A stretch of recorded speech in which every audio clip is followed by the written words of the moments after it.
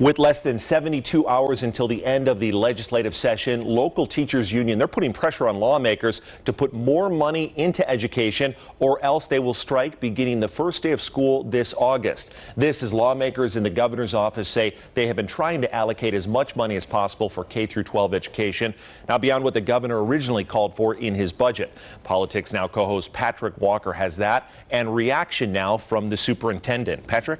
Well, Brian, after various cuts in state agency budget requests over the past few months, lawmakers were able to free up more money to go toward education. Estimates range between $220 and $250 million, with $62 million of that committed toward additional K through 12 funding. The Clark County Education Association, however, digging its heels into the sand today, saying that's not enough. Fund our schools! Fund our schools! Adorned in red for Ed gear, teachers, students, and supporters turned up the pressure on lawmakers in Carson City. It's a strike for more money from the state if the state doesn't fund the school districts now.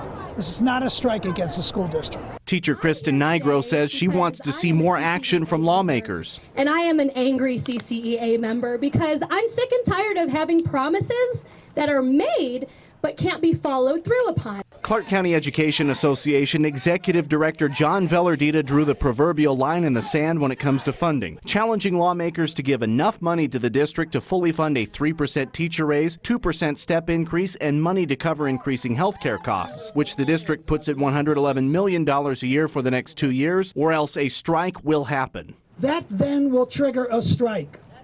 And that strike will take place at the beginning of the school year.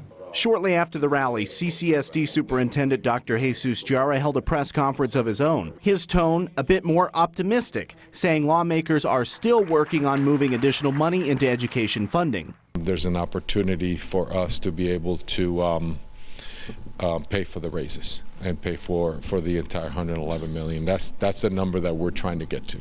But he cautions if all of that money isn't there, they will be forced to respond to any potential strike. My reaction is that our children are to be in school 180 days. I will file and do what I need to do to make sure that our children come to school 180 days.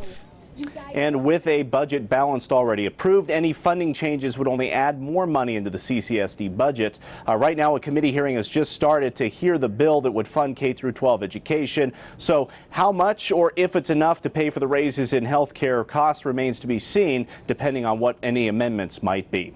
In the newsroom, Patrick Walker, 8 News Now.